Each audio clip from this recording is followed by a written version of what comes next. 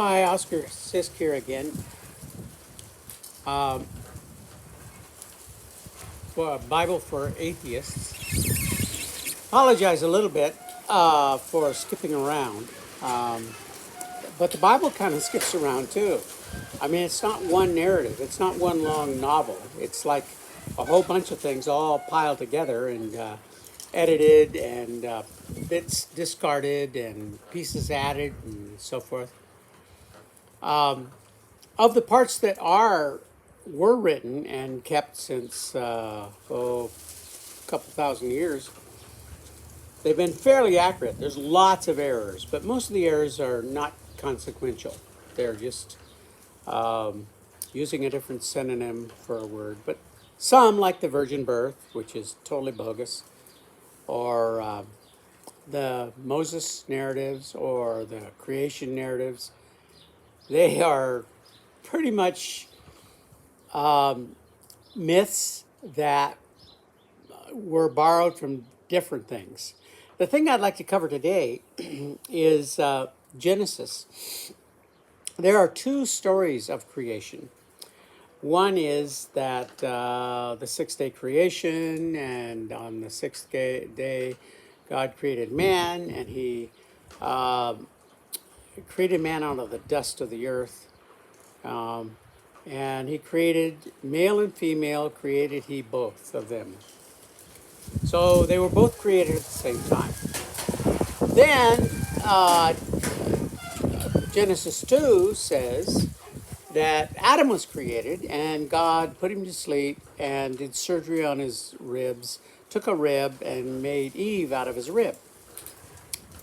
Well, so theologians wrestled with this, and there are kind of several theories about it.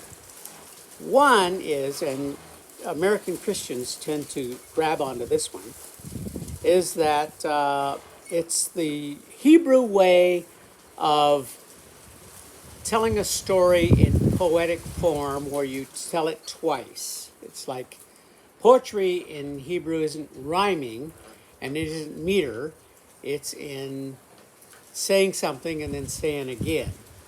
And that's what Genesis is all about, except it doesn't match. Was Eve out of Adam's rib, or she was out of the dust like Adam was? So anyway, that's people latch onto that, and that's kind of what they claim. The other theory is, and is probably much older, is that Adam had two wives. The first one was Lilith, and she was out of the dust of the earth, created with Adam, but she was a little bit uppity, and she liked to have things her way, and she argued with Adam. But according to some, she argued him about the positions of sex. She wanted to be on top. I don't know where that came from, but finally she left him. And Lilith is found in, and I don't know that's not listed in the Bible.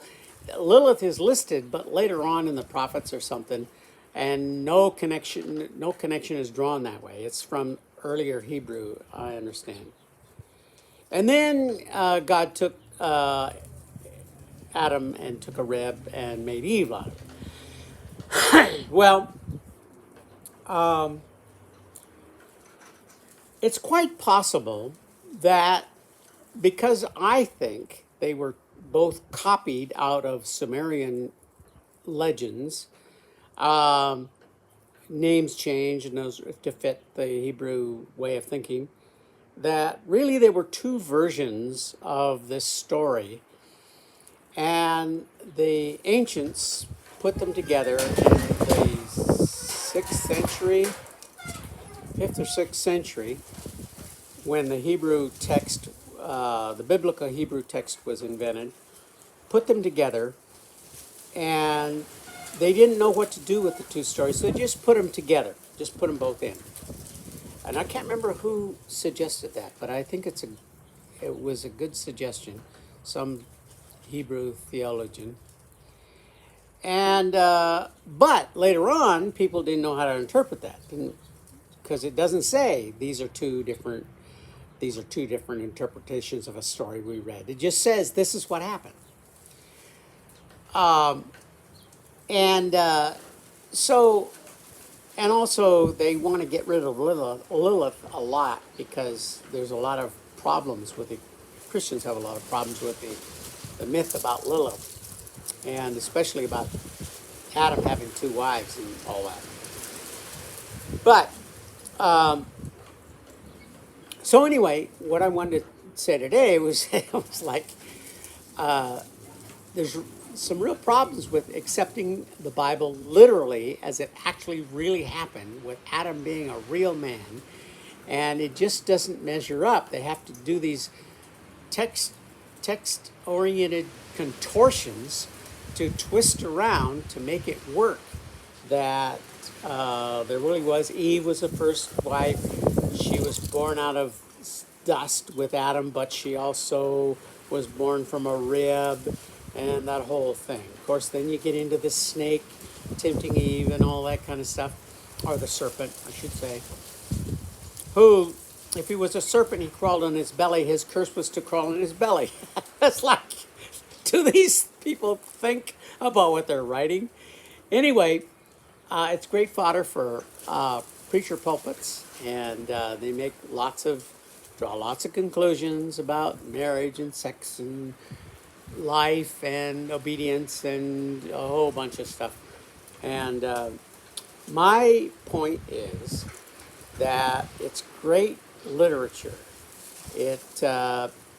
But you need to not read it like it's the quote word of God, and that it's absolutely true, that it really was. Anyway, that's my point. Thank you. Bye.